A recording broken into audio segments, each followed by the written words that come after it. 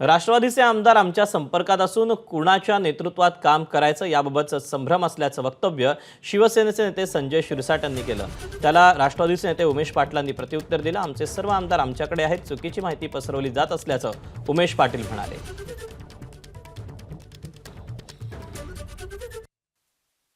राष्ट्रवादीच्या या कार्यकर्त्यामध्ये कुणाला स्थान मिळणार आहे, कुणाला डिच्यू देणार आहे, कुणाची क्लरिकल मिस्टेक झाली, या सगळ्या वादातीत गोष्टी आहेत। या संदर्भामध्ये आतापर्यंत कोणतंही स्पष्टीकरण खऱ्या अर्थानं अधिकृतपणे पुढे आलेलं नाही। आता हा पक्ष त्यांच्या अंतर्गत गोष्ट वेगळी, परंतु पक्षामधून बाहेर जाण्याची संख्या तेवढीच वाढलेली आहे।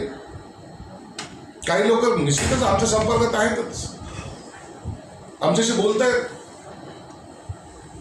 पक्षामध्ये आता नेतृत्व कोणत्या नेतृत्वाखाली काम करायचं हा प्रश्न काही लोकांना पडलेला आहे, हे नाकारता येत नाही। म्हणून त्यांच्या पक्षामध्ये काय घडतंय हे काही दिवसात ते सांगितलं तर काही दिवसात कळेल। सत्ताधारी पक्षाचे आमदार विरोधी पक्षामध्ये फुटून गेले असं एक तरी उदाहरण आहे का? हे कुठल्या तर्कबुद्धीला पटतं?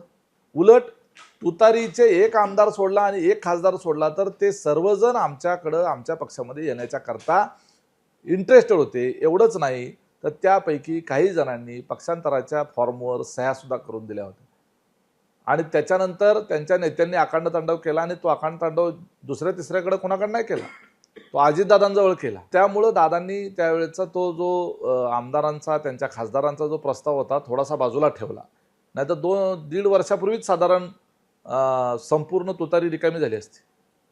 मला माहीत नाही, छत्रपती संभाजीनगरच्या पालकमंत्र्यांच्या संपर्कामध्ये जर ते असतील तर ते काही मला माहिती नाही।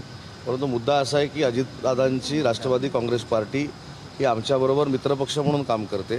त्याच्यामुळं मला असं वाटतं की त्यांचा पक्ष फोडणं आणि त्यांच्यातले कार्यकर्ते किंवा आमदार आमच्याकडे घेणं हे काही आमचं ध्येय नाही। एबीपी माझा, उघडा डोळे बघा नीट।